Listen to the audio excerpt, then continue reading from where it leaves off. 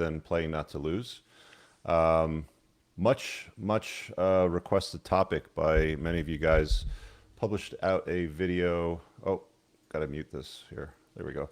Put out a video earlier on today, kind of summing up what this new series will be all about. Going to have rotating guests. It's going to be a lot like before the train wreck. You guys will be able to click to join and ask questions, of course, during the show. I get a little exhausted sometimes talking to people about sexual marketplace and women because I think guys put way too much emphasis on that when they should be putting more on themselves and looking internally and building a better version of themselves and their dent in the universe. And I see a lot of guys that just look for the cheat codes to life, and there are no cheat codes in the show. We got none for you tonight.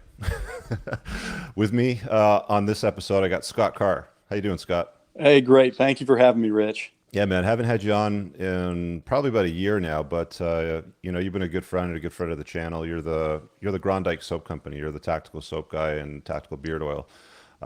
So what I'm going to do is I'm going to rotate entrepreneur guests on this show as we're broadcasting. I got about a dozen lined up. You might see some guys come back later on in the future. So if you enjoy a particular guest, let me know in the comments. Before we kick off, I wanted to really define what playing to win versus playing not to lose looks like. The best example of it is, well, let me grab the link to that video. You guys can check that out later. But I just want to drop it in the chat so it's there. How's my audio, by the way? If my audio is a little low, let me know. I can crank up the gain a little bit. Some people sometimes complain it's on the lower side.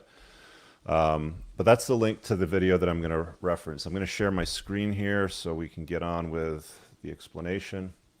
Because a good visual, I like good visuals, right? Absolutely. Share screen. And that's it right there. And share, and that should put us off to the side. No, that didn't work. Let's try this again. Share screen, application window. Boom. Okay, that's better. Hopefully you guys can see that okay. It might be a little tougher on a mobile screen, but here we go. So this is what playing to lose looks like. Playing to win is going for gold. It is going to be the best that you can possibly be in your category. Elon Musk is playing to win in the automotive industry. He's playing to win in space, but he's also competing up against guys like Jeff Bezos and Richard Branson, slightly different models, but all three of those men are playing to win in their category. Playing not to lose looks very different. Okay, playing not to lose looks something like what I'm about to show you over here. So these are some comments that came out of the video that I posted today. Some people might be deemed as haters, others just might be confused. I sometimes like to say that haters are just confused admirers. You ever notice that, Scott? Yeah, absolutely. Let me just go through these before we start taking some callers because I got some people waiting. What I'll do is I'll post the join link actually before I get over to reading this on the screen. Copy to clipboard and drop in here. So that StreamYard link that I just posted is the join link. So if you got a question, you can click that and get in queue, and then you'll be able to pose it to us. So this first one over here says, I'm too stupid to pour piss out of your boot. I'm not sure if that's his name or the opening, but he says 300K a year. So the story here with this dude was I had a coaching call and he was a young man. I think he was about 23. Makes a great income, makes $300,000 a year working in a very niche industry in the GTA, and he's thinking about branching off. He wants to play to win. He wants to put a dent in the universe. He wants to look for a greater opportunity to magnify and multiply, basically to 10x his life. So he says, this guy over here who's playing not to lose, which is the other side of it, says 300K a year is pretty good. I wouldn't want to give that up. What if he went out on his own and failed? Dear God. What if he went out on his own and failed, Scott? Did that thought ever cross your mind when you started up your business? No. Right? Failure is always out there. And to me, it's what scares the guys that make it to make it because they know that they can screw up pretty badly, right? Anyway, so What if he went out on his own and failed, Scott? Could he return to his job? I don't know. My thinking is that job for 10 years, make 300K a year, but live at 50,000 and save to invest the rest. And then by your 30s, you'd have well over $1 million and you'd have the rest of your life to do whatever you wanted. That's one way to play it. But if we're being honest, that's playing not to lose. That's playing it on the safe side of things. People that play not to lose, they'll go out and they'll get the cushy job that pays them a good pension and they've got 18 weeks off, throughout the year. That's playing not to lose, right? You get your little, Timex watch when you retire and all that sort of stuff. That's what playing not to lose is. Here's another comment over here. I just want to read this one as well. Not sure about the strategy with 300K at 23. That's astronomical for a 23-year-old. If I were him, I would live in, again, on 50,000, invest well. He could have 1 million by 30 in pocket money. This guy said 50, or anyway. And then let's go playing to win at that time. Again, this is another guy that's playing not to lose. This guy's a little bit different in his approach. He says a 23-year-old kid making $300,000 a year in retail, work for somebody else, 5 years total experience, probably no college degree. I would love to know exactly what this young man is doing. Well, too bad. That's private and confidential. When I coach somebody, it's none of your business. But I can assure you, if he's paying me $1,100 an hour, he is doing what he say he's doing. Okay, I don't put out BS content like some people out there. So he says either one. He works for his family, multi-generational business, and he's being handed premium accounts and leads. No. He's a drug dealer. No. He's completely full of crap and lives in Fantasyland. No. There is no fourth option to this. Well, why would you consider a fourth option, which is playing to win? Why? When your mindset automatically defaults to playing not to lose. That is the mindset of somebody playing not to lose. They're not looking to win. And then this is the last one that I want to read before I close off the screen here, is these people telling you they make 300K are lying to you. Less than 1% of the population earns that. A 23-year-old makes 300K. He's been doing it for 5 years. Come on. Guys, that is what playing not to lose looks like. Scott, what would you do if your employers or your kids started regurgitating lyrics like that? I would be very disappointed. For one thing, I think a lot of society doesn't know anybody that makes 300 grand a year, and so they think it's a lie. I mean, a lot of 300 grand guys, a year is pretty much peanuts in the grand scheme of things. I mean, if you want true financial freedom, like you're basically starting, if you live in a big city in North America, at 300 grand a year, right? 300 grand a year in Thailand, maybe somewhere in the Caribbean or maybe Colombia or something like that might take you a long ways. You might live like a king. But for North American cities where you're heavily taxed, where the cost of living is quite high, it's a starting point. Right. And what's funny is there's talking about, say live on 50 grand. Nobody's going to do that. Nobody's going to do that. You can, but your commute to work every day is going to be about 3 hours.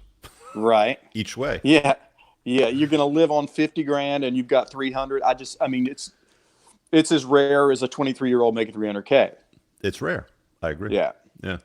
So that's what the difference is between playing to win and playing not to lose. A playing to win concept. I mean, a great book to read to get the notion through your head if it's something that you're interested in learning about. Richard Branson wrote a book called Losing My Virginity. It's an old one. It's probably one of the first books that I read that kind of led me down the path of entrepreneurship. So I highly recommend it. In fact, I will put it in my recommended reading list. I need to add that book there for sure. It's basically his own biography. He co-wrote it. He talks about everything from, his student magazine to being thrown in jail for shipping records from France to Britain, and everything that happened in between that. That is a guy that plays to win in his life. He doesn't make excuses. You can either have results or you can have excuses, right? Right. You can't have both, though. Yeah. But excuses are sweet, though. They're pretty easy because all you got to do is just point and sputter and blame somebody else for your failure. People like to do that all the time. That's the truth. It is. I read that book, though. That's a great book. I read that book many years ago. It's a great book. There was another one that I don't have on my shelf over here, Brian Tracy's Maximum Achievement. Did you ever read that one? Yes, I did. What other ones were a catalyst for you? I'm kind of curious. Yeah, I read Think and Grow Rich like everybody did. Solid, yeah. Fantastic. And there's a couple there's one book that really, really changed my life. And it's by a guy named Charles Givens. He's the late Charles Givens. He passed away. Mm-hmm. But he wrote a book called Super Self. And the concept was you calculate what your hourly worth is. And you calculate in your time off. And if there's anything around your house or things that need done that you can do for less than your hourly rate, you hire it out. Mm-hmm. Outsource, yeah. Yeah, and so you hire a housekeeper, you hire people to work on your car, you hire people to go get your groceries, and you can focus on what it is that you do. And that was really, really big for me. So it's still out there on Amazon. It's called Super Self. Yeah, I'm gonna have to dig that up. It sounds a lot like Ari Meisel's book. I can't remember right now, but he had this degenerative disease in his intestines, and he basically had to figure out how to outsource and automate pretty much every area of his business because he was so stressed out. Right. Family of five. He had lot of stuff going on. But I definitely co-sign that. Like a lot of guys will run these like small boutique types of businesses or even do things where they're just doing totally unproductive things over and over again. Like I'll give you a very good example because we're doing it right now. Like we're on a live broadcast. For me to create this content and to put it out, all I really have to do is generate the event, which takes a few minutes, upload a thumbnail, and then start the broadcast. I don't have to edit, I don't have to slice and dice or anything like that. There's no end cards, there's nothing. This is the easiest way for me to create content, which lets me focus on better content, right? Right. So I think it's incredibly important you know, find your way about trying to optimize, sorry, and automate as many systems as possible. Did you ever read 4 Hour Work Week? Yeah, I did actually. I it's funny you say that because I'll never forget reading that book because I went through it when I had dengue fever in Barbados. Yeah. And I couldn't leave the damn island because I had like a wicked fever. My body was sore as hell. It's some like weird mosquito-borne disease. But I listened to that book, I think, twice while I was down there. I made copious notes over it. But I mean, that book itself is really not about working 4 hours a week. It's more about, and even the 4 hour chef that he followed up with, because I was talking to Tim about this at a mastermind event that I had in Napa a number of years ago. But he said it was basically about outsourcing and automating as many systems as possible and getting rid like basic shit like autoresponders. Like when I email you and then you email me back, you see that autoresponder, right? Sure. Right. Sure. And everybody gets that. And like, what does that say? It basically says, hey, look, my time's precious. Here's all the stuff that you need to know if you want to connect with me. Let's go. Right. Yeah. It's great. Yeah. That was a great book for me to read. And there's another one that I just wanted to throw out there that you may not have read. It's pretty new, I believe. It's called A Company of One. I haven't heard that one. Who A wrote that? company.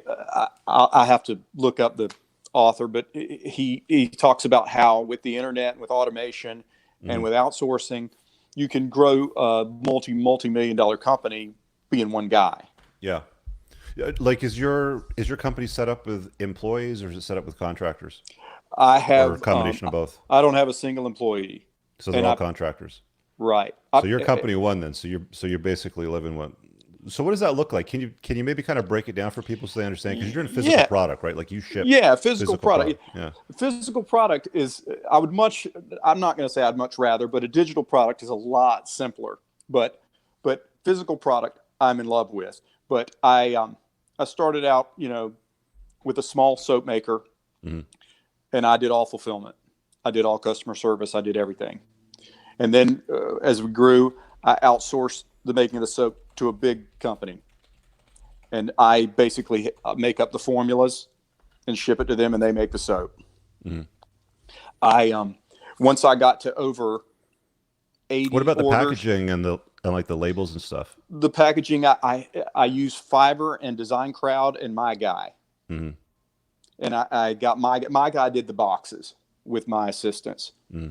and so he's not an employee; he's just a guy that I pay him when he does something for me. It's contracted, yeah. I use Design Crowd for my logo. Hmm. I can't remember if I use Fiverr for anything for this What do you company. I use don't for fulfillment when you get orders? fulfillment. I use a company called Easy Post. Yeah. And once you get, and here's the thing, Rich, that I got caught up in. When your orders get big and you're filling them, and it's taking you half a day, and you're carrying like 2 dead bodies of soap out of your house every day. Hmm. It feels like you're doing something, and so I had to let go of that. The bank account is what really you need to focus on. Hmm. But so once I got above 80 orders a month, I outsourced it to a company called Easy Post. There's a couple of others. Ship Bob, I think, is one of them. But Easy Post, they do a really great job. The orders come in, they ship them. If there's a problem, they handle it. What do they do? Do they end up drop shipping it from a warehouse? So the order I comes in, they get notice, and they ship it out right away? Yeah, they Yeah. store it in their warehouse. It's got SKUs and scans, and back in the day, I didn't even have the little code that they could scan. I had to put those on the boxes, and Yeah, yeah. but they scan them, and they keep up with inventory tracking, Yeah, that's and it, incredible that you got it to the point where you're the only salaried employee and everything else is contracted out. that's that's the only way I'll do anything anymore, almost, Yeah. because more people, more problems. Did you ever have like bad experiences with employees in the past? No, I've always kept it. I've always flown it low to the ground and never Mm. had too many employees. But I've had up to, I'd say I've had 5 employees. Yeah, I think But one, I think I'm gonna go dedicate an ahead. entire show at one point on employees when it comes to stuff like this because it's an interesting conversation to have too. For sure. But I started with this company. I started, what are the activities I want to do? And the things that I like to do is come up with product, and I like to not be tied to a physical location. Hmm. And if you have employees, they're kind of looking at you. If you're, oh yeah, I'm in LA this weekend, I'm just hanging out, but I'm working, I can work on my phone. But if you have employees, they get They don't that like it. crab in a bucket. Yeah. Yeah, they get that crab in a bucket mentality where they resent you for the life that you live. How dare So you for taking yeah, on that risk, Scott, and traveling and yeah, enjoying your life and working independently, free and not tied to a desk. it's Shame on you. absolutely the truth. Yeah, That's yeah, that's the playing not to lose, thinking, right? Like that's the playing exactly. not to lose mentality that holds people back. Point and sputter. Well, go do the work, right? Like that's my thought Yeah, on it. I want to throw some people on to join us. We got a bunch here sure. waiting. Sam, looks like you're up here first. So you have a question for us. Fire away. Are you muted or I think you might be muted on your phone. So I'll let you go. Willie, I'm going to put you on. Willie, how you doing, brother? Hey, good. How you guys doing? Good, man. You got a question for Hey, us tonight?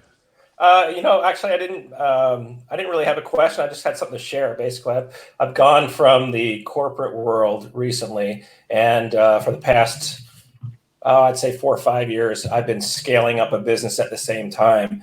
And one of the things I noticed is the mindset shift that I have along the way, going from a business owner to an employee, business owner and employee, and the difference. I don't know. Maybe you guys can relate, but it's just phenomenal. Your mindset and how you look at the world and how you carry yourself is different depending on what situation you're in. So How's it it was just different? something. How's it different? Can you kind of contrast the difference Sure. between being the employee versus running your own thing? Well, if you're the employee, it feels like you're in school, or it feels like you have to definitely carry water for your employer and do exactly what they say. And the more corporate environment that you're in, the more that applies. Hmm. So whereas in your own business, you have the freedom of thought, freedom of action, freedom of your time, freedom to fail, freedom to win, and it's just completely different. And absolutely. so The level of joy is much absolutely. greater too. Yeah. Yeah, satisfaction. So, I heard you talking earlier, both of you gentlemen were talking about some questions people were having, like, and you phrased it as playing not to lose. Well, I don't know. If you're an employee for an indefinite amount of time, I mean, I have been, so I don't knock it at all. But I don't know if you can really say on the long term you're not losing. If you have an opportunity for entrepreneurship in front of you and you don't take it, um, I don't know. I think you'd be missing out if you didn't take it You're personally. definitely missing Absolutely. out. Yeah, I mean, Mm. there's no greater path to like like freedom. A lot of guys will bang on and preach about just unplugging and disconnecting and becoming free from the cogs in the wheel sort of thing. Like the men going their own way sort of movement kind of ties into Right. that too. Like it's one of the beliefs that they have. But if you're still going to a 9 to 5 job and you're not creating wealth for yourself, you don't have the ability to have FU money and tell somebody to go pound sand if you don't like Exactly. them. You're not free. Right. You're not. You're shackled. The true level of freedom, like the top tier, is really anti fragility, right? Where Sure. nothing can touch you, and anything that happens to you only makes you better. You Hmm. know, you get to that point. Like I constantly have these losers that make videos about me that they want me to respond to and stuff like that. I don't owe responses to anybody, but what they end up doing is they drive traffic to my channel and my subscriptions go up. right? They like to point and Right. sputter, and my subscriptions go up, and I have a bigger audience, and they start to see, huh, maybe Right. this guy isn't a moron. Maybe the guy I was listening to is a moron, right? So you get to the point of anti-fragility, which is like the best part because it allows you to focus on your purpose and your mission, right? While you chase that excellence. Mhm. What's your business, Willie? I flip houses. I have a real estate company, so Cool. we buy and renovate houses. Do about 30 or 40 a year That's Wow. awesome. Yeah. That And is awesome. what part of the states you live in? in California. Great. And you Wow. can still make money at it there in the current market? Oh yeah, That's yeah. awesome. Yeah. You make money when you buy. You buy And your Yeah. profits. and what does the That's average beautiful. house cost there to buy? Like, what was your first flip? Like, what was the cost on it? The first flip I moved into, so that was about a no, that was $350,000. Okay. So you They're bought all it around for 350. You moved in. You did two like a years. rehab, like lipstick and makeup. Yes, I actually that's where I learned from it. So I learned from an older fellow who had done this, Hmm. and he bought this particular house at auction. And while he was gutting it down to the studs, he said, "Well, I'm going to fix it. I'm going to and I'm going to sell it at this price." So I seen his work. I was very comfortable in what he was doing, and right there and then, when he was only like 20% into it, I decided to buy it. And part of that process allowed me to learn from him, which was invaluable. I learned basically, I got like a key insights onto how you do this, and it was just phenomenal. I learned a lot, and I just became very passionate about it, and just basically took over as my Yep. needs. I actually sat in my friend's truck about 3 or 4 years ago. His name's Ian, and we did a video on making money flipping houses. He has Yeah. a book out. It's called Mhm. From Renos to Riches. I just pulled it up on the other screen over here, so you guys might Okay. want to look it up on Amazon. But it's more specific to the Canadian market. But you can do quite well flipping houses. But it's Sure. again, it's a long game, right? Like the first house that you were in for 350 when you got into it. What was the profit after the rehab, right? Well, it was kind of a hobby at that point. Hmm. So in that one, But that's usually how it starts for most people, right? sure, Is do I actually yeah, like this? yeah. And so I lived in it for 2 years so that I could enjoy. In the States, we have, you might be familiar with, if you live in a house as your primary resident for 2 years, all your gain is tax free. Right. Yeah, So same I thing did here. that. Yeah. Okay. So I did that, and like I said, that kind of got me into the business. And then after that, I would do maybe one or two a year. And then about 5 years ago, I just decided to scale it, and I joined some really powerful masterminds of people who do this business in the 100 plus a year. That's Right? that's the accelerator, right? Is the Oh, masterminds. absolutely. It's like throwing gasoline on a fire. Okay, so that's where I get criticism a lot of the times too. Is you charge a lot of money for your community, Rich? Your mastermind, your coaching is too expensive. How can you justify that? This, that, and the other thing. I've spent as much as $35,000 a year learning Yeah. in masterminds and different groups, different events, different retreats. I'm going to Greenland next June for a mastermind retreat. That's $8,000, and that's just for the retreat. Doesn't include the Wow. cost of the trip to Reykjavik, and then you got to travel and do all the other stuff, and it's pretty expensive, right? Like these sorts of things cost money, but the ROI, Absolutely. Yeah. it's always there. I pay $25,000 a year to belong to mine, Hmm. and it's made me way more money than that. It's Absolutely. just invaluable. It allows you to compress years and years of experience down to 6 months, or Isn't it an advantage to go and pay somebody for the information that will accelerate you to that point of success, to profitability? Like, is it not an advantage to learn from other people that have made mistakes so you don't have to make the same stupid mistakes? Absolutely. It's not only an advantage. I don't think you're going to be stunted if you're just relying on yourself and your own experience versus the minds of scores of people who've been there and are where you want to be. Right. And they know all the pitfalls, all the dumb ideas, but then all the smart ideas that worked. That's just invaluable. I really don't. I know I couldn't get to the scale that Cool. we are approaching without it. Before I let you go, your first flip, you moved in for 350. You didn't answer the question. Are you okay to answer this? Yeah. So you moved in Absolutely. for Yeah, yeah. 350.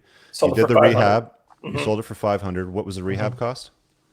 The rehab was about 80,000, Okay. but So I bought it as a finished product. okay.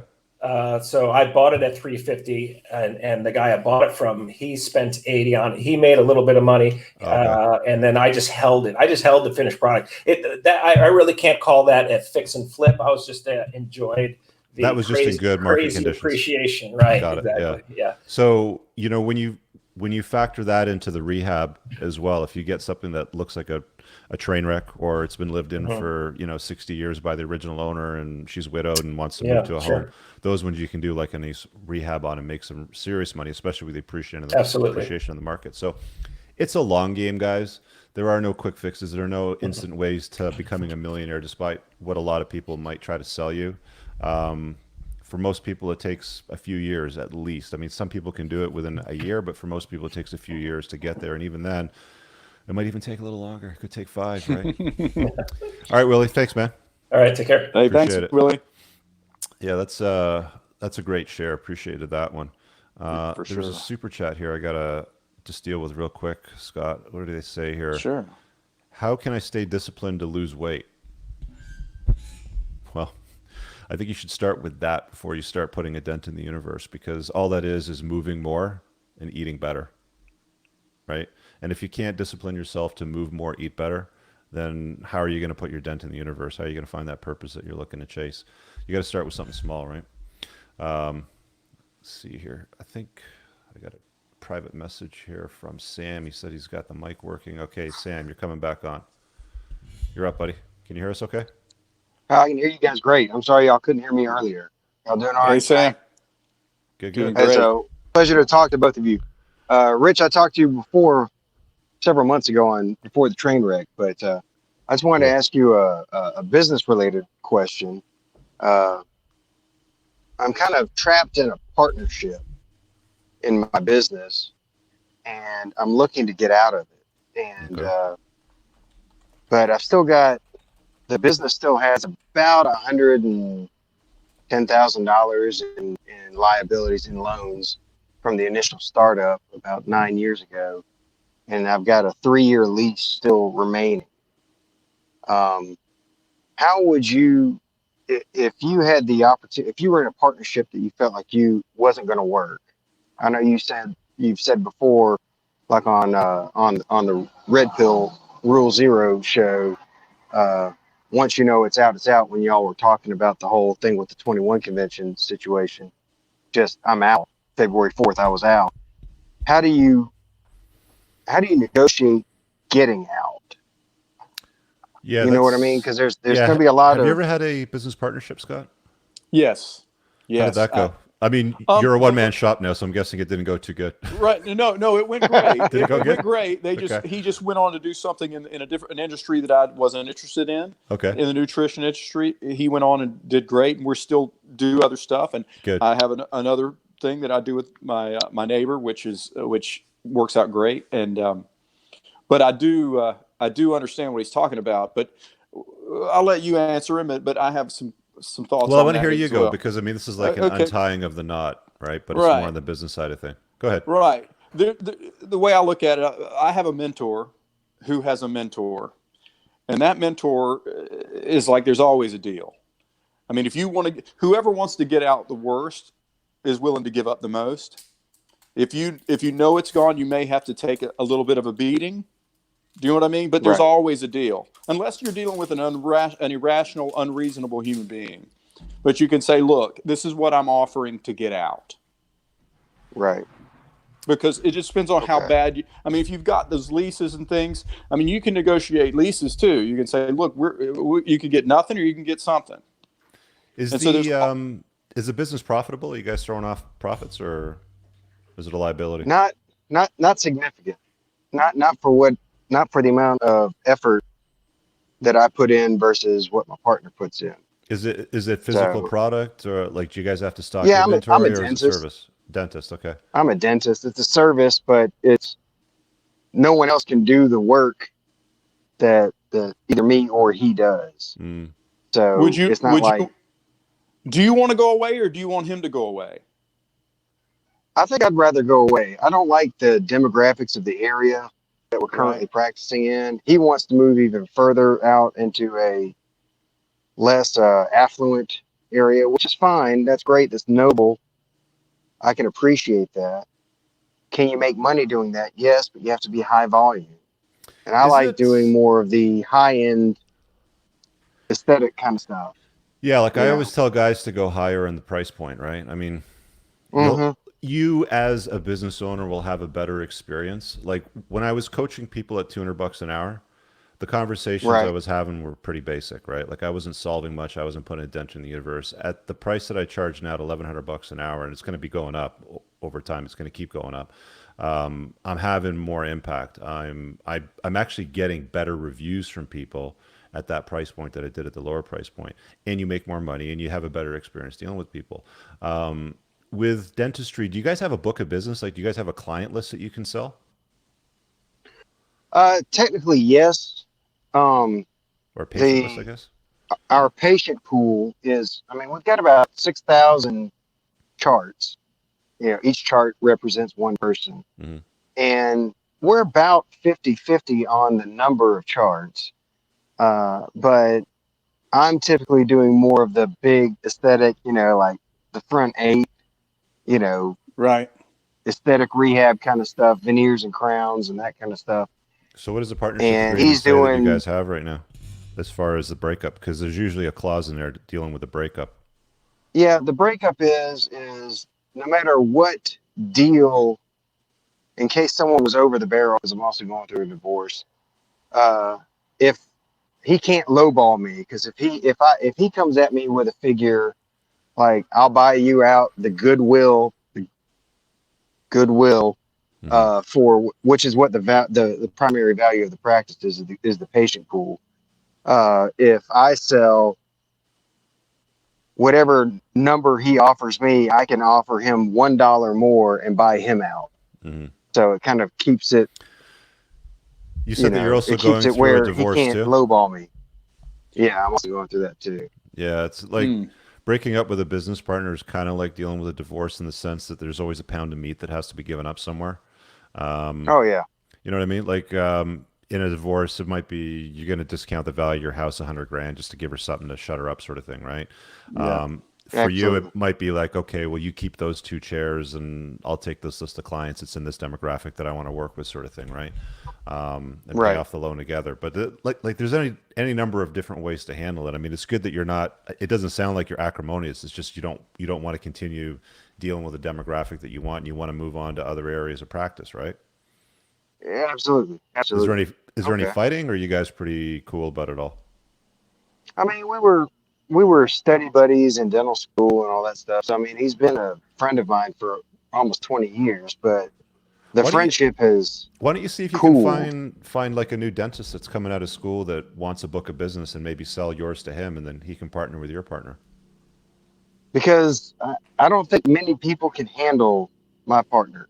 Hmm. He's not a pleasant person, Okay, but and that's that's not your that's problem. another part of Yeah. it. Yeah. That That's not your that's problem. that's Yeah. I know, That's but like I Yeah. just that's I like don't. um, that's like It's kind making of like sure full that disclosure. Right. well, Sure. it's kind of like you wanting to, tell the next guy that's dating your ex-wife, she's not really a nice person, so I'm not really sure you should date her, and I kind of want to warn you about all these things. It's not your Right. problem. It Like may be someone that gets along with him that's just like him. I was just gonna say, maybe it'll be Yeah. a far better fit than you, right? I guess so. I never thought of it that way, but yeah, that's a good way that you put it there, Rich and Scott. I really do appreciate it. Well, Yeah, let me man. let me ask you this: if he goes away, Does he know you want to split, or does he not know that yet? Not particularly. I had a situation where I was thinking of buying into another practice in another part of the state, Right. and I was going to kind of let all this happen, and then that deal fell through. So I'm glad I didn't burn a Sure. bridge, Right. But during this time. but if he makes you unhappy, you have to have an uncomfortable conversation, and it's just one Right, uncomfortable conversation. But if he makes you unhappy, you right, can't stay in it because life is too short. Life is too yeah, short to stay in that relationship, no matter, especially business, because that's your day to day. Yeah. Yeah, You don't want that's to. what I've been especially appreciating in this whole divorce machine grind up that I'm going Oh, through. You know? Yeah, you don't yeah, want to have. absolutely. You don't want to have a shitty experience at work and a shitty home life, right? Oh, uh, I mean, like you don't have kids, you're not, you're not sleeping together, Oh, you're I not do. married, you don't have family. Well, I'm talking about with your business partner, right. right? Oh yeah. It's You don't Not have to him. live. No. He's not going to be in your life forever. yeah, He's not forced to be in Right. your life yeah. forever. Your kids will be in your life forever, right? So Right. long as you guys are all alive. But I mean, like as far as a business partner goes, I'm not a big fan of business partnerships for this reason. The only time that I see it making any sense whatsoever is if there's a complementary, like sort of synergy there. So, a really good example of that that's been used a lot that most people can relate to, Steve Jobs and Steve Wozniak, right? Steve Jobs was the face Right. of the company. He was the outside guy. He did all the dancing around on the stage and the marketing and look at all our cool shit coming by it now and look at me with my glasses. Like he was the icon. Like he was the face. Everybody knew him. But not a lot of people knew of Woz, right? They didn't know who Steve Right. Right. Wozniak was until the company really blew up. But he was the guy that did all the hardware. He was the inside guy. So that's when partnerships work really, really well together. And it's great for the company. It's great for both people because the one guy goes off and does his thing and the other guy goes off and does his thing, and that synergy works really, really well. It's kind of like, masculine and feminine energy when it comes to Right. relationships with men and women. We're usually better together provided that we know what the hell we're doing. When it comes to business, you got to have synergy, right? Otherwise you got two chiefs in the tribe. You got two guys trying to drive the bus at the same time, right? They're fighting over the steering wheel. And even Right. after they became super successful, that relationship became acrimonious. Yeah. Right. You know. Okay. Cool. Well, All right, man. guys, I really appreciate y'all's time. Thank you for all you Oh, do. thank I'm you. excited for this new Yeah. series, Rich. Yeah, thanks for hopping on, man. Appreciate it. Thank you. That's great. Guys, if you're in the waiting area and you've already come on to ask your question, just do me a favor and leave. I can't remove you with this streaming software, but you can watch it live on another screen if you just click there. It just makes room for new people to come in. Yeah, that was an interesting one. Absolutely. Well, so far we've had a house flipper and a dentist. I was actually Yeah. That. I was actually kind of hoping more that I'd get more of the younger guys in, like the younger crowd being like, I really want to put a dent in the universe and how do I go about doing that? I got this idea sort of thing. So let's see if we can get some of that going. Yeah. Yeah. Let me grab that invite link again. Although those were really great calls. Oh, I you love know. yeah, Yeah. like I love just having these conversations. those the business partnership thing is a big deal. And one of the things I read recently is that if you wouldn't want to go on vacation with the guy, you shouldn't be a business partner with him. Yeah. And I would go on vacation with anybody I've ever partnered with still. Yeah, that's I made the mistake once of starting up a bit, not even once, twice actually. I made the mistake twice of starting up a business with a friend because I didn't want to go at the business by myself. Right. And there was no synergy. He didn't have any Right. skills. It's just because I didn't want to do it by myself. I wanted to have my friend around to like hang out and Sure, like sure. take on the world together and go and build it. Yeah, it's nice to have somebody to high five when the successes come in. Yeah. You know. Only the successes were like 90% a result of my effort and like Right. 10% result of his, but he was taking half the pay. Yeah, that's when it Forget that. hurts. Yeah. That's when you're like, okay, this is not working out. It's time Yeah. for a freaking divorce. Yeah. Rob, do you have a microphone? I'm going to throw you on here. Let's see. Yeah, how you doing. yeah, I got a mic. Hey, Can you we're hear me? shaking, man. Yeah, you're good. Loud and clear. How you What's your doing? question? Good. Hey, Yeah, Rob. Hey, man, how you doing, Scott? Nice to talk to you. It's nice to talk to you. Yeah, thank you. I appreciate that.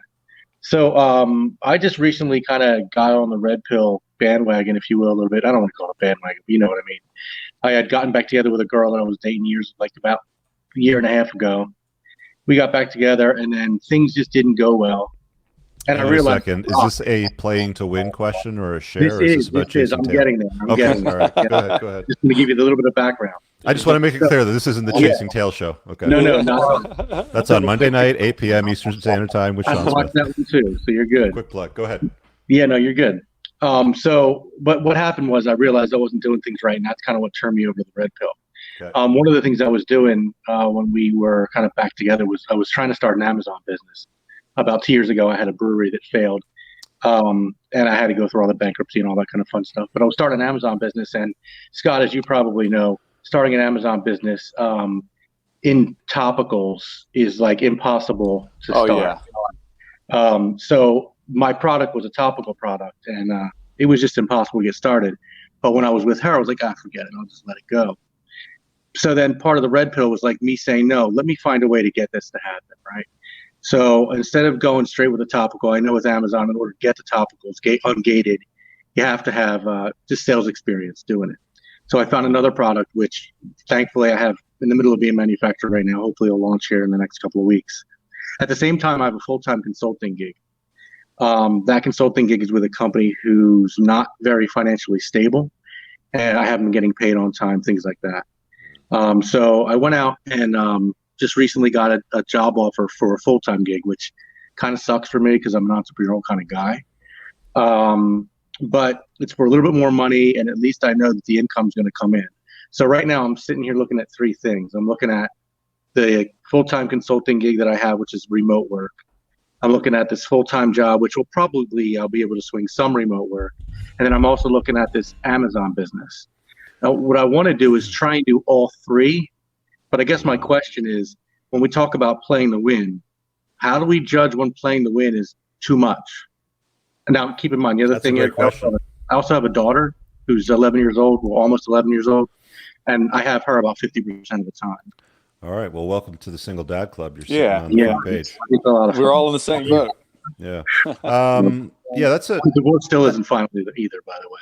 yeah, that's a great question. Okay, so you got consultancy, you got a full-time job, and you got this Amazon. And is it FBA? Is that what you're doing? Yeah, FBA, yeah. Okay, so for those of you guys watching that don't know what that is, it's called Fulfilled by Amazon. And basically what you do is you go and source your product, you buy it at a discount, you ship it to their warehouse, and when the order comes in, when somebody does a click to buy, they ship out your product. You have to do all the marketing, but you don't have to do any of the shipping, none of the returns, nothing. Yeah. So are you taking on too much and you have custody of your child 50% of the time? I'm going to go with a yes on that. That sounds like a whole hell lot. That sounds like a lot of work. It's playing to win thinking, but if you're not able to make any kind of forward progress, like if you're treading water, which I think is exceptionally hard if you got like you really have 4 jobs: parent, consultant, full-time job, FBA. Right? Yeah. That's basically 4 jobs, right? Plus, I'm guessing you got, your own life too that you want to live. Yes. Mm-hmm. Okay. So you got a heck of a lot coming on, and you're just going to be like a jack of all trades and a master of fuck all. Then basically is usually what ends up happening to most guys. Either that or they'll burn out. What do you think, Scott? Have you ever taken on that much before? I haven't taken on that much before, but I will say this: if you're going to have a full-time job, that's a big chunk of your day. Yeah, that's the problem. Consulting, unless you're going to bring on employees, is not scalable. I would focus on side businesses that are scalable without you having to touch every single dollar. Does that make sense? Yeah, and that's the reason why I'm starting it. Like I said before, I had the brewery. I had 50 employees, and it was a nightmare. It was a nightmare. All it was a way to throw my money in the trash can. Understood. Yeah, but with consulting, that requires you, right? That requires you. Yeah, I mean, I run a team. I run a team of people, so it kind of requires me just to lead that team. The problem with that one is that, and that's what I've been doing for the past maybe year and a half. The problem with that one is it's with a company that's just not very financially stable. It could end tomorrow. Right. And also, I'm not getting regular payments on time. So just for my daily cash flow of my life, it's difficult to manage it. Right. Well, if you have an entrepreneur's heart, you can get a job, and as long as you're tunneling out, like the Shawshank Redemption. Right. If you're tunneling out, seriously tunneling out, then there's no harm in taking a job to pay your bills. I mean, bills have to be paid. Do you agree, Rich? Yeah. I was just thinking about these 3 things, and there's things that I don't like about all of them, and I'll tell you what they are. Yeah. One, working for somebody full-time, is always going to get in the way of you putting your dent in the universe and really getting on your purpose. Like, otherwise you're going to be in first gear the whole time, because it's going to be very, very hard for you to do it. Some people can launch a side business while they're working a full-time job. Some people can. Most people don't, though. So that's what I've seen from my experience. The second thing is, I don't really like Amazon that much, if I'm being honest, because they treat their sellers, like the people that source the product, do all the marketing, they put all the work into it, like shit, and they treat the customers a lot better than their sellers. And True. at any given time, if they don't like what you're doing, they can lock you out. And if your entire Immediate. business is built on the premise of selling it on their platform, you're screwed. You'd have to figure out, like Scott's got his stuff off of Amazon. I'm sure you sell it there too, right? Yeah, I do, but it's a secondary. It's secondary. Yeah. Like I sometimes I pull it off Amazon and Yeah, and yeah, then yeah. but Yeah. I sell So there too.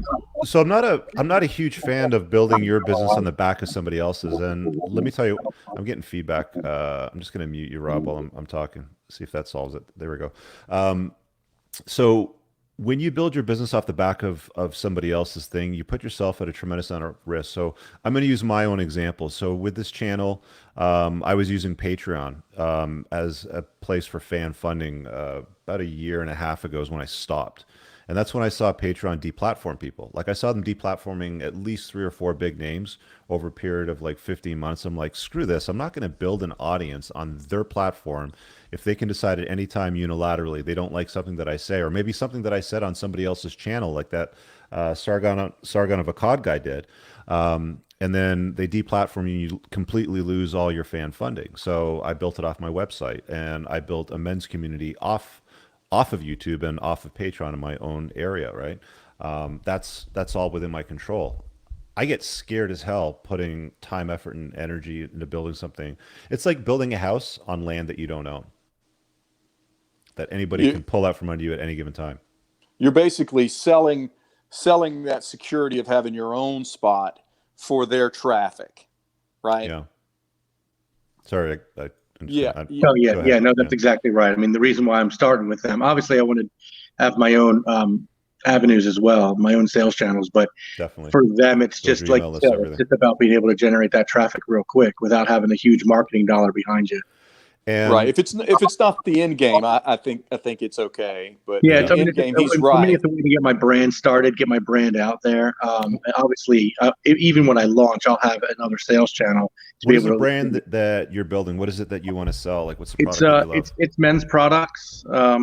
So it's Scott, you're probably familiar with those types of things. Not necessarily soaps like you're in, but Right. more men's products, beard oils, beard balms, Yeah. pomade. Absolutely. And that's a very everyone knows noisy what beard space. straightener.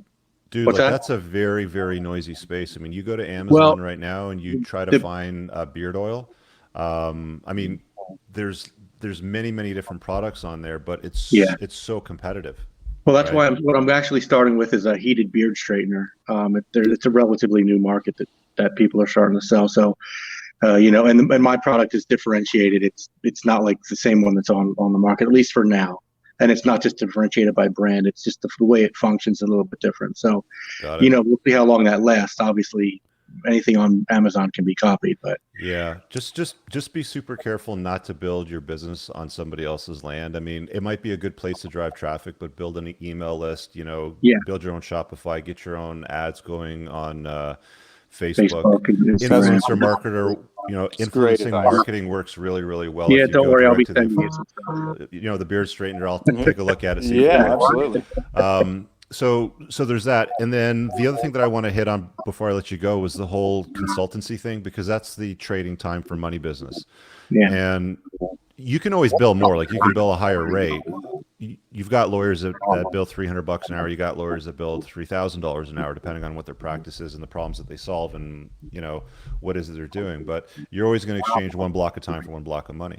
And with the consultancy, you're always going to get trapped in that loop. So I'd encourage you to look for ways to build something that's recurring revenue, right? Where people are always going to continue to need something from you, whether that's a men's hygiene product like soap, for example, shampoo.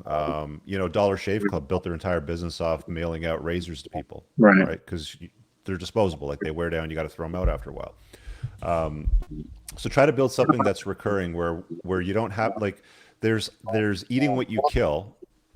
1,000 years ago, you'd go out, you'd get your mastodon, you'd kill it, and it would spoil after a few days if you didn't eat it, right? So everybody in the village would swarm it and eat it, sort of thing. And you'd have to go out again and eat what you kill. That's like working every single day of your life to get your customer versus, getting somebody to sign up today, but paying you subscription revenue for something like cell phone service, right? Because Right. this will just keep flying Or in. memberships. Right, exactly. Right. So yeah, try to find something that at least generates recurring revenue where you're not always chasing new customers or exchanging time for money too. And if you were to say to prioritize one of those three, like you said, if I can't do all three, Yeah.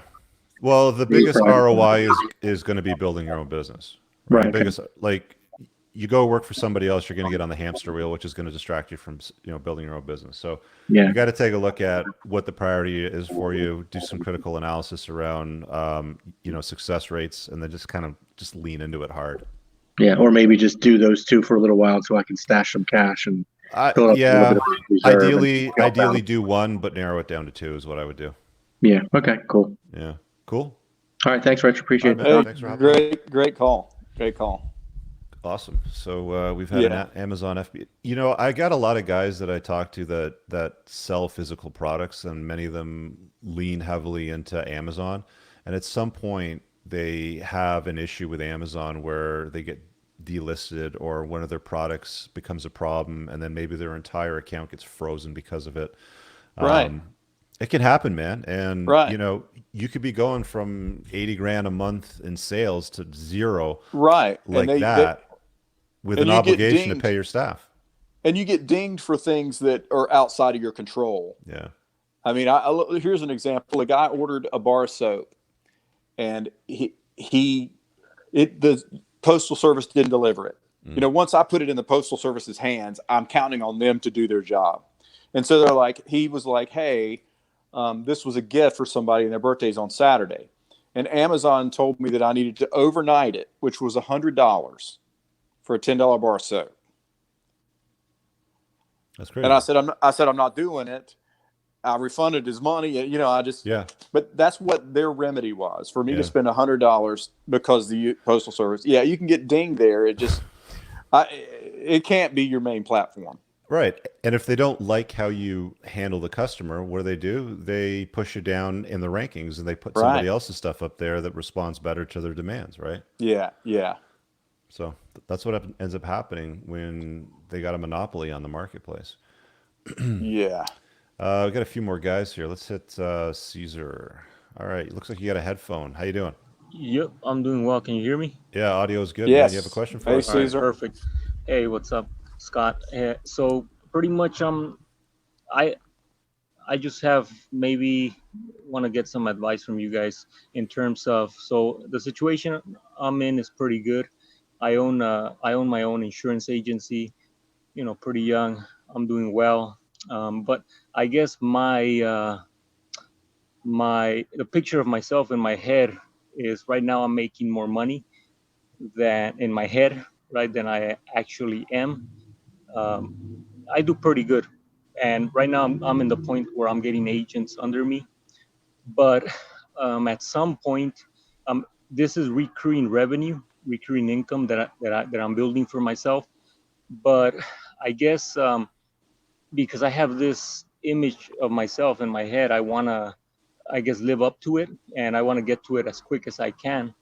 But in this business, it takes a few years. So I guess I'm struggling with that. Is there any, I also don't want to lose track of what I'm doing, if that makes sense. And How long so, you been doing it now? 2012. Oh, you're new, man. Like Yeah. building a book of business and insurance, benefits, insurance, like any of those things, like real estate, it takes years. Like unless you buy somebody else's book that's retiring. So that's one way that you can do it faster, right? So if Right. you find a broker that's retiring, he's got a book of 1,000 customers, you could buy that off him. Right. Yeah. And I'm doing pretty well. I do have a pretty large book. Like I said, I have some agents under me, but I think if I keep going this way, it might take me 2 to 4 years to get up to like the $1 million mark. Right now, after expenses and stuff, I surpass the six figures easily.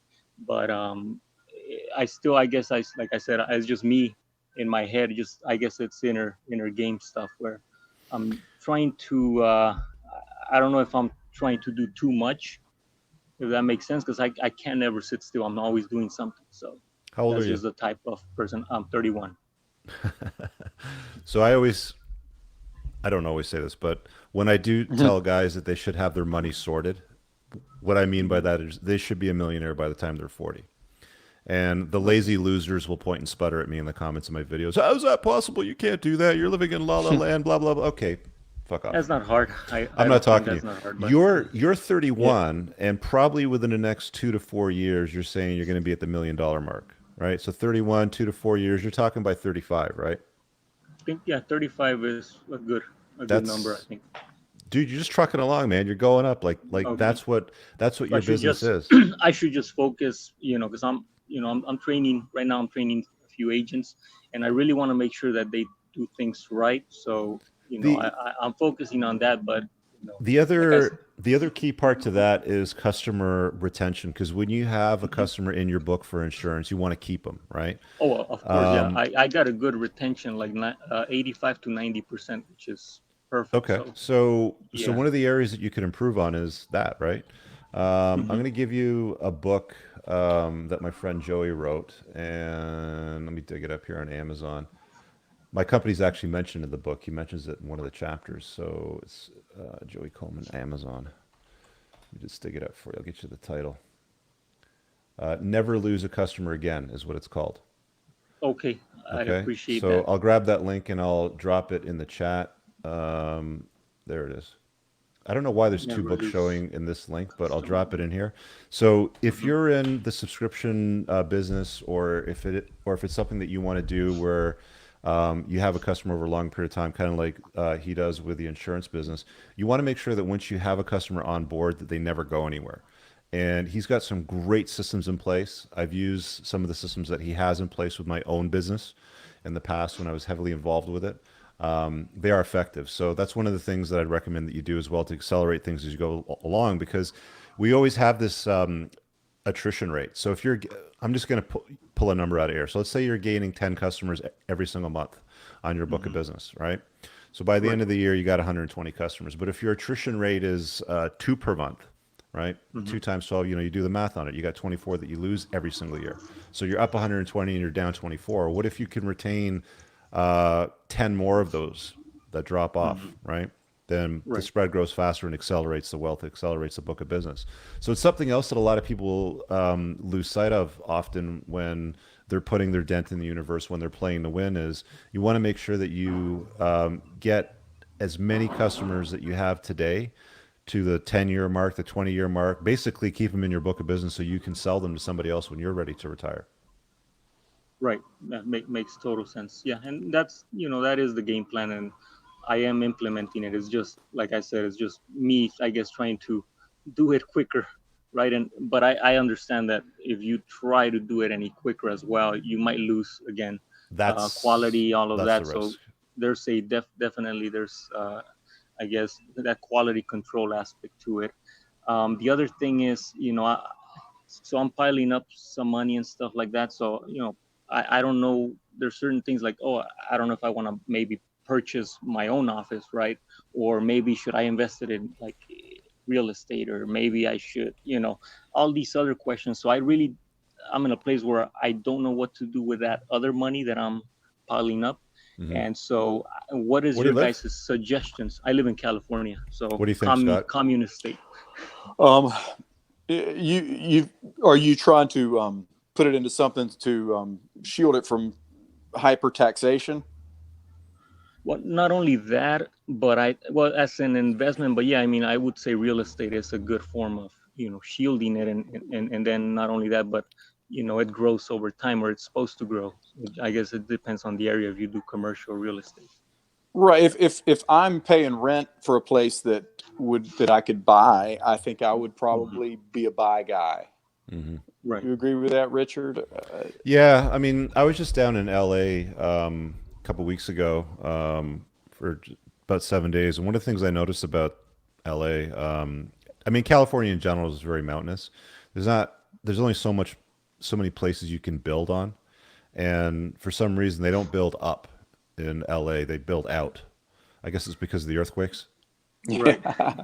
Yeah. Makes sense. So, so they're not making any more land, right? It's not like the oceans are draining and there's more land becoming available that's flat that you can build on. So I think that real estate's always going to be a good go in California. Real estate's a good place to park money. You get some good passive income off it. You get the appreciated value of the property going up. You are at the mercy of the tenants so often. You know, it's like we were talking to the other guy before. It's like, you know, they always side with the tenant when, you know, when it comes to tenancy laws. But there's certain precautions that you can take. So I like it. So Long story along the short, lines, I like it. along Yeah. the lines of this question, so when you're looking to make a decision, like, you know, like I said, I have this, let's say, some money parked. Like when you're looking to make a decision like that, what do you guys generally do? Do you just wait and look for an opportunity? Do you actively seek an opportunity? How do you guys approach that if you were in that situation? What do you think, Scott? I actively seek it. There was a last time I had a big stack that I needed to do something with. I started investing with a friend down in Costa Rica. This was many years ago, and that turned out to be one of the best investments I've ever made in my life. And so I actively look for it. And if you're surrounded by people that are always doing things, you can get into the things that they're doing. Do you find that, Rich, that you've got guys that are doing things that you don't have any expertise in, but you trust them and you get in with them on some things? Yeah, like it, you know, it always boils down to you're gonna become the average of the 5 people that you spend the most time with. So if you're gonna hang around with 5 fat losers, you're gonna be the 6th fat loser, right? It's just inevitable. So, you know, seek people that are at a level that you want to get to in the next, you know, 2 to 4 years. If there's trade organizations, if there's a mentor that you can pick up, if there's a mastermind group that you can join in your industry, those things are like the superchargers to success that most people tend to ignore because they're afraid to spend the money. You know, if you come from a very conservative background or more of a scarcity mindset, that to me is what I see holds back a lot of entrepreneurs. Like they're not willing to go and lean into those more uncomfortable areas, right? Do you do any of those things right now? Yeah, I do. Yeah, I belong to a few groups and I network a lot. So, and I have a few mentors as well, but, you know, I'm always trying to learn from anybody that I know is in Sure. a higher level than me. So I Yeah, I'd always be tell this asking. because, Yeah, yeah, I'd be because asking them a lot of questions. exactly. So, but, you know, it's definitely hard to get in front of them, but once you do, I guess, you know, if they take a liking to you, and I do have some people that I network with, but I think I probably should look for more. Are your Uh, insurance customers premium? Like, are they high end? Are you going for the top shelf or? n- Most of them know. The place where I live, it's like the richest people live like 20 miles away from the poorest people. So, I mean, I was brought up in an area where it's not very affluent, right? So I connect with those customers a lot, so I get a ton of those. It's mostly people over the age of 65 Medicare. I have a lot of younger clients too, and just for 'cause I do a health insurance, and So, so so I mean, if you're going to work or if you're going to think, you might as well think big, right? right, The other benefit to having more affluent customers on your book of business is you quite often become friends with them, right? Like, right, I've become friends with my family lawyer. I've become friends with my accountant. You know, not only do they know me personally and they know my business personally, but I get invited to their cottage. You know, we do lunches and dinners and stuff like that. Those are the sorts of customers that I want to have. I want to have customers that I want to hang out with. I don't want to have customers that I don't want to hang out with, right? So that's another thing that I would ask you to consider as well, is because that would help accelerate you significantly. Because if your average customer nets you $1,000 and you have a high end customer that gets you $3,000, that's the guy that I want. Plus, right.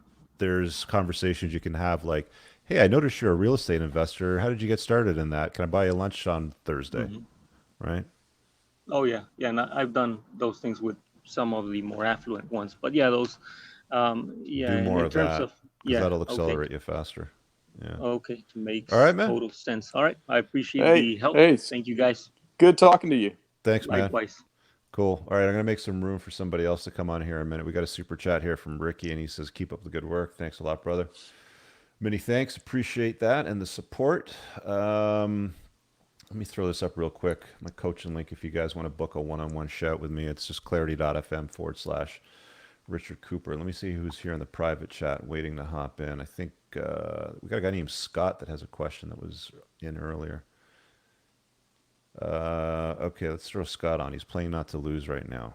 There you go. Scott, can you hear us okay? Yeah, I can hear you. Hey, wow, Rich, can you hear me? Yeah, so your private message says I'm playing not to lose right now. So what's going on? Yeah, so I'll just give you a little background. I'm 38, no kids. Can you hear him? Oh, you can't hear him? I can't hear him. Can you hear me, Rich? I can hear you. I'm not sure why Scott can't hear you. Hang on a sec. Let's hide that and check. No, you're not muted, Scott. Mr. Carr, sorry. I hear you fine. I see. Can you see his face, or do you just see an my screen is blocked out. Well, he's got his camera off, but that's fine. But I can hear him. What I'll do is I'll just repeat the question to you. Sure. If that works. Okay, go ahead. Absolutely. Yeah, so I'm 38, no kids. I'm working at a college right now in the finance department. I'm making about $70K per year. I've been doing this for 12 years. There's a good pension, but I hate the work. I don't like the atmosphere. It's a college, so all your viewers know what's going on. Mm-hmm. I don't have to say much about it. States? It's in Canada, but so it's a socialist college then. Yeah, it's delusional. That's why he doesn't have his camera on, so we'll just go with that. Yeah, exactly. That is the reason. Right. So I'm thinking about doing a career change to something like the FBI or CIA or the equivalent of what we have up here. Yeah, that's still playing not to lose, right? I mean, it's just a better game is all it is. It's just more of a, parallel move. Yeah. Is Go that, ahead. Is that what you want to do? Like there's lots of great I was thinking jobs you can get at places like CSIS or whatever, right? Yeah, no, that's what I was thinking. I'd want to kind of become not in the finance department. It would be more of like a special agent type thing. So I'd be going for the action and adventure. Mm-hmm. So I was just wanting to kind of get your guys' take on it. And if there was I'm just concerned about like the crazy hours and what it would do to kind of like my relationships and lifestyle. I'm a single guy right now, but if there's any advice from like the guys that have done this type of work, like the pros and cons of that type of thing. Okay, well, I haven't been a spy yet. I've dreamt about being a spy. Obviously, I've got James Bond here behind me on the wall, which is Aston Martin. So Scott, so his question, just to reiterate it, is he works in a college, hates the socialist environment, makes 70 grand a year, has a pension, blah blah blah, but he's dying a slow death. It's like death by 1,000 paper cuts. So he's Exactly. thinking, what do I do? Do I go work for CSIS or something like that? CSIS is the Canadian intelligence agency here. I'm not sure what the acronym stands for, but it's CSIS. Pay is going to be a lot higher. There's going to be more benefits. There's obviously more risk, more excitement. It's still not playing to win, though. It's still playing not to lose. It's more safe. So the question really boils down to me, for me, Scott, as a caller is, what do you want to do, man? Like what matters to you? Because if you've always wanted to work for the Canadian government as a spy, then that's cool. Maybe that is playing to win for you. You know what? That's a really good question that I need to ask myself. That's what I'd be asking. But from my perspective, it's not a playing to win move, right? Like it's not going to put a dent in your universe. It's not going to give you really and truly, the only way that you're ever going to have financial freedom and the ability to have FU money and tell people to pound sand is if you build your own successful business.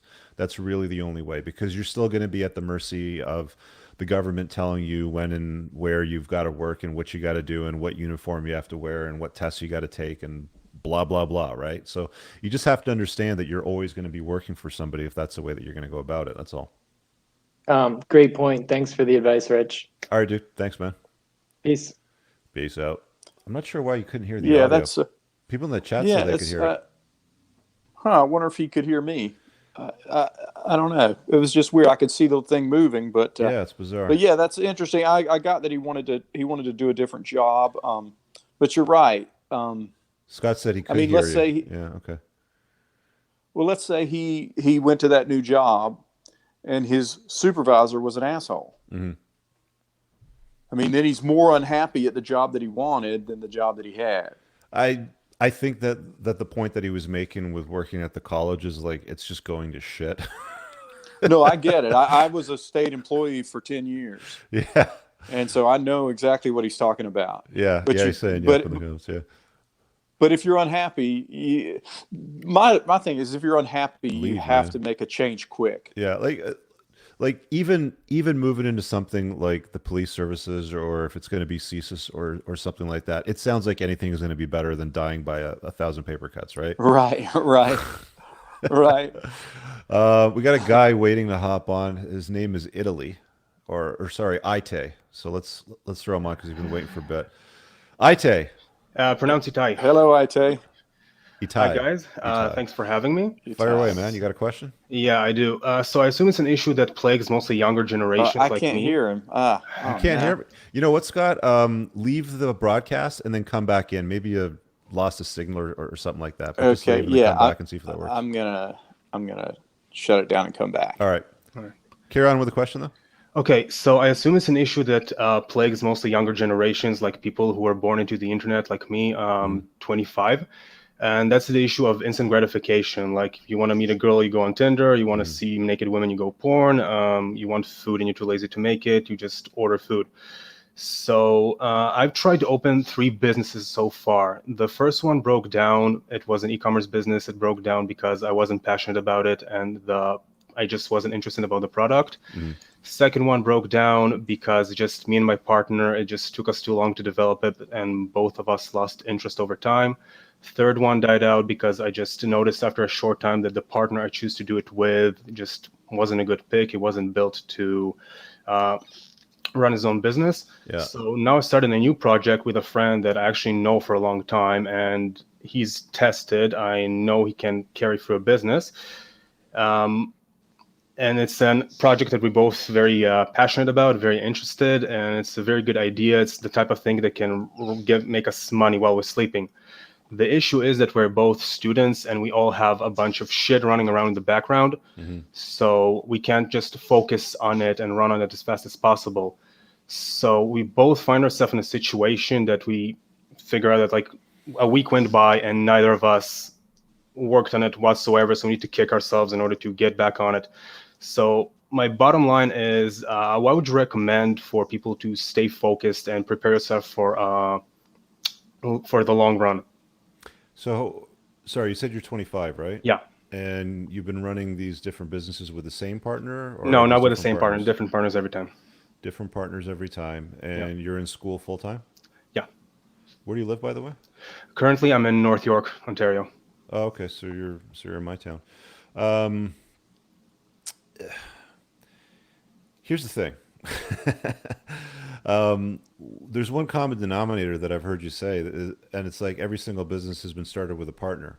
And was there a synergy there, or was it just because you guys are friends and you don't want to do something by yourself? No, You're the creating first a one I business did to on do my something own. together. The first one I started on my own, and it just fell apart because the main focus of it was to make money, and it wasn't something I was passionate or interested about. Okay, so you built a business that you hated, and then what was the second business? The second business was with a friend, somebody I Partner. knew, Yeah. a partner. And that guy already has a business that he established. Okay, Right. he has a running business right now with software development. So he's also sort of tested. He also know the paces. And But he wasn't dedicated to this one. He wasn't doing the work. no, he was doing the work. It just happened that So what happened that over time, both of us, the slug, we lost business over time. Okay. It's very hard for me to pinpoint exactly when. It just was some very long and gradual process that we just, at some point, just decided to stop. Did you learn from all these experiences? Like, what did you learn?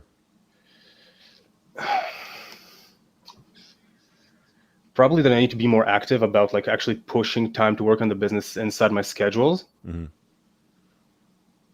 But It's a big commitment, right? I mean, Yeah, of it's, course. It's really a lot more work than what most people think, because not only are you doing the marketing and the shipping and the fulfillment and the accounting, and you're cleaning the office too and vacuuming the floors and all that bullshit, right? Yeah, of course. You know, when you're doing all those things, you can be quite busy with your schedule, and being a student's very, very hard. What are you taking in school? Like, what are you trying to do with school? Like, what's the point of school? I study information security, so it's very technical. I need to learn all the laws around it, all the technical stuff. And I'm in a college, not a university, so I actually do practical shit and not just some theoretical stuff that I might never touch. And this new business that you're doing, what's it all about? What does it do? It involves machine learning and data mining. Okay. What do you think, Scott? How quickly can you get to revenue with the project? Time-wise? Yeah.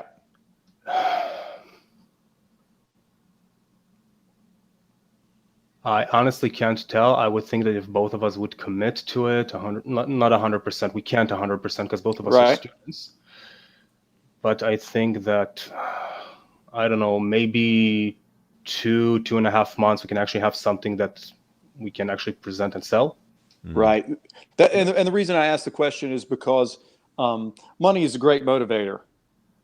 Yeah. And if you're slogging and you're going slow, and in 2 months turns into 6, turns into 8, turns into 10, turns into I'm losing interest. So the quicker you can get to that first dollar, the more excited you're both going to be. And you're going to be like, let's skip class today. Yeah. Do you know what I'm saying? Yeah. Here's what I'm thinking. If you can take a break from your course for a semester, let's say, and just go all in, just go balls deep, just say, you know what, Mom, Dad, I'm not going to quit school. I'm just going to take this semester coming up off. That's not really an option for me. I'm an international student and I'm obliged to study full time or else I'm losing my student visa and get kicked out. So school has to be my top priority. Okay. Can you take 12 hours of bullshit courses? Do you know what I'm saying? No, that's a good question. Run through it? Unfortunately, no. They're not, the courses I need to complete my program aren't being offered. Like Gotcha. that. Well, how many hours a day are you in courses? It's not a whole lot. It's mostly the homework they gave us. I do spend quite a time on that. I'm also training I'm doing Krav Maga and MMA, some 4 or 5 hours a week, and I don't have a car, so I'm traveling by bus. That takes a big chunk of my time. How much time are you spending on the business? Currently, I'm trying to spend at least 4 hours a week. Yeah, you're not playing to win on this one. You're playing not to lose, right? Like, I mean, you're spending as much time on martial arts as you are on the business. And then you've got the excuse that you can't take a semester off because you're on a student visa. I bet there's a way around that, by the way. I'm sure you could find a way around that if you really looked hard. But I mean, like, here's the thing. I mean, when you want to get something done, when you want to be successful at it, you will find a way to make it happen. If you don't, then you'll find an excuse, right? So right now you're, you're filling the why I can't do this with, well, I can't take a semester off because if I do, then I'm going to lose my student visa. I'm going to have to leave, or whatever the other narrative might be that follows with that sort of thing. But you have conversations with, I'm sure people like, Mark Zuckerberg when he was starting up Facebook. I'm pretty sure that got in the way of school for him, right? Yeah. So it's really just a matter of aligning yourself, your time, I mean, at no other time in your life will you have more free time than you do right now, right? The older you get, you have women involved in your life, you have kids, if that's where you're going. You're not going to have the time to do any of this shit. And right now you've got the luxury of something that I or Scott don't have because you don't have a family, you don't have a business you're running with full details. Like the startup phase should be fun. Like one of the things that you should be doing is being like, shit, man, I just worked for 6 hours straight, or I was coding for 6 hours straight and it felt like 30 minutes. Right? Like time will just fly for you. Yeah. Right? You must not be passionate about it, because if you got to find the part of it that you're passionate about and do that. That's what I say. Because if it's not fun, you're not going to do it. If it's not fun, you're not going to do it. Like martial arts is fun, right? Yeah, that's why you get on a bus and go do it. And so you got to find fun in the creation of your business. Like I'm almost wondering if you really like martial arts, Krav Maga, Brazilian Jiu-Jitsu, like why don't you create a business around something that you already love to do, right? Because right now you're saying there's like, I got these three things. I got school, I got my martial arts practice, and I got my business that I'm trying to start with my friend. You've learned 2 or 3 times now how not to run a business. Okay. You didn't lose, you learned. You always have to look at it as, I didn't lose anything here at this time with this commitment, everything. I learned these things, right? So don't lose, learn. So that's the first lesson. The second thing is, what you've been doing, it really hasn't been working that well for you. And I'm almost wondering if you're creating businesses that you hate, right? Huh. Or the process, or maybe you just hate the process. Or maybe you hate the process. Maybe you're not, maybe you're not an entrepreneur. But at the end of the day, my strong belief, my burning belief is, if you're really good at something and you have a strong burning desire for it, like I always tell my guys in my men's community, whenever they post something about a girl with, they're sending me mixed messages or whatever. Women don't send mixed messages, right? If they have exactly strong burning desire, you're going to know.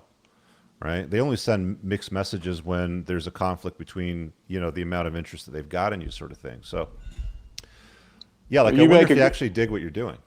Right. You make a great point, Rich. You're like, if the level of interest is not 7 or above, forget about it. Is it 7 or above or 8 above? I say 9 or 10 is strong interest. 9 or a 10. 7 or 8 is kind of indifferent, and 6 or Right. lower is more of a detractor. And I basically take that from the Net Promoter Score, which is a system that I use in my debt business to evaluate customer satisfaction. Right. A lot of people think Right. like a 7 or 8 is a high level of interest, but it's not. It's really passive.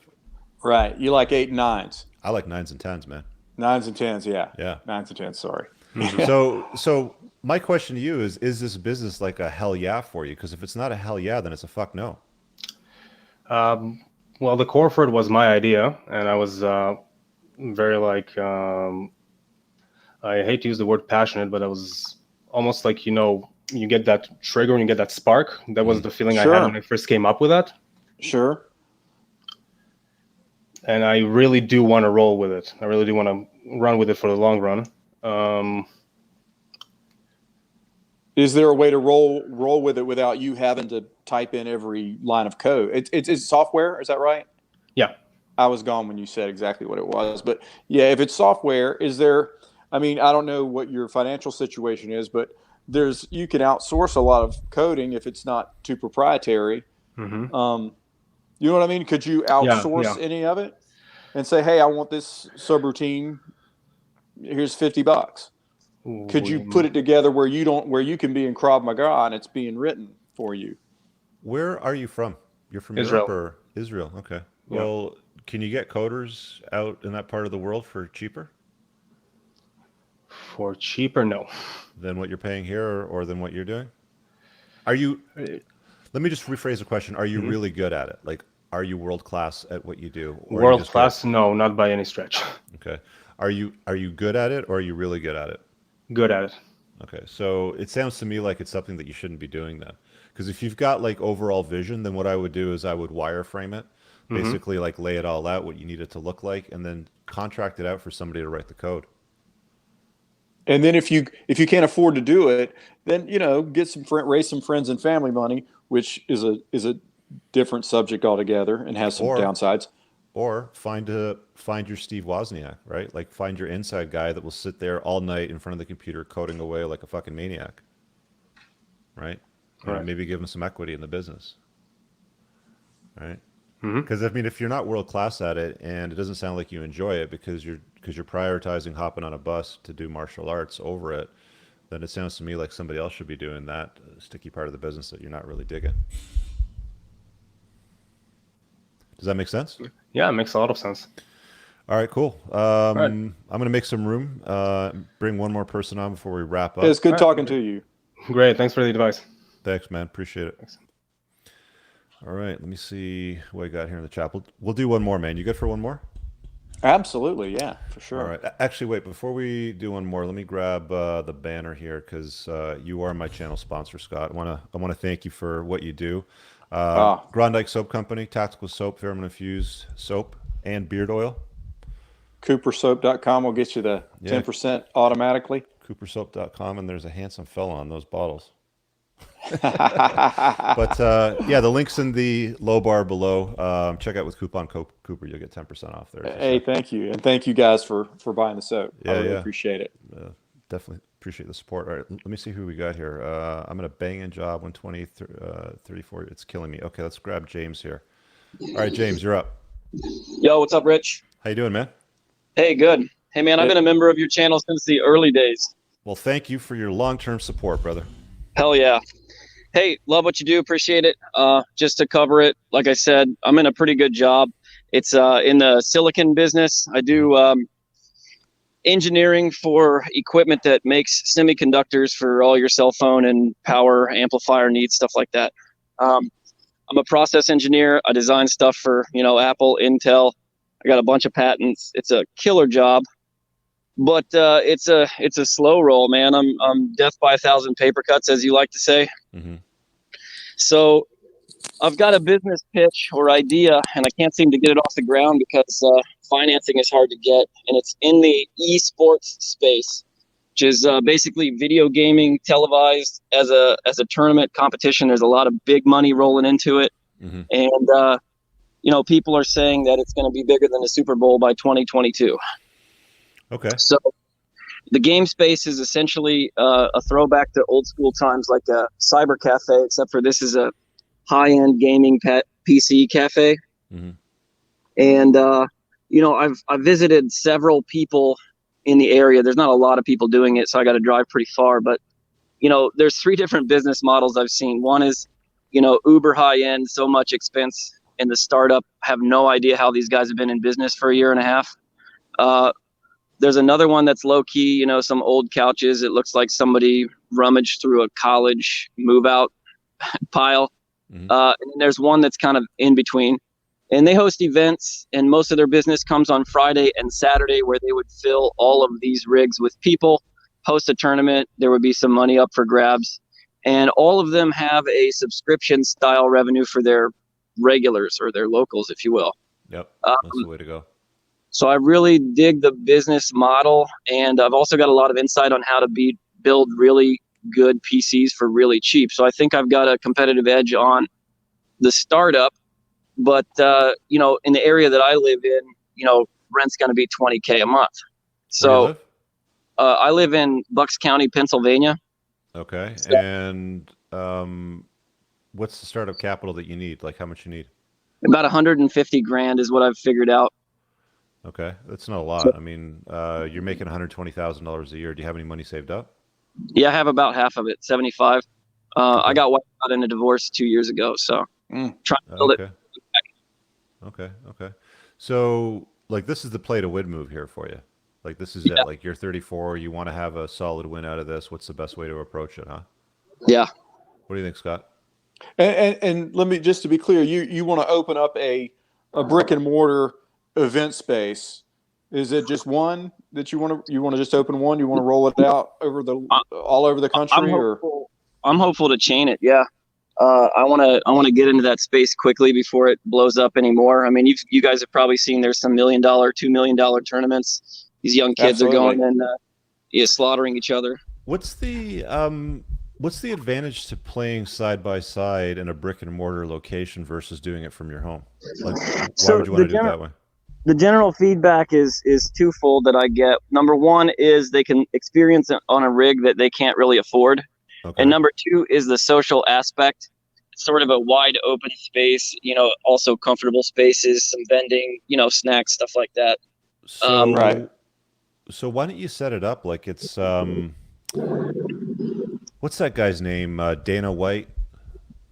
UFC guy? Yeah, the UFC guy, right? Like, when I was a kid, there was WWF, right? You're about the same age as me, Scott. You had Hulk Hogan and Macho Man, Absolutely. Randy Savage. All the big names, right? Mm-hmm. And then along comes this guy and he goes, you know what? I'm going to do a octagon-shaped ring with a cage and I'm going to just fight whatever way you want. Go for it. And people were kind of laughing at him. He's like, yeah, fuck whatever, buddy. We're WWF. You think you're going to take us down? Why don't you set it up as an event, James? Yeah, so that's kind of the plan. It's to develop into that, to get the resources. I've got a whole idea for lights and But I mean, sound like, you don't and need stuff like that. space, right? But I mean, like, you don't need to own space or to lease space Right. for that, right? I mean, like, you can move it around. You can put your, like, when a band tours, they put all their shit in like solid crates and they kind of move it from place to place, right?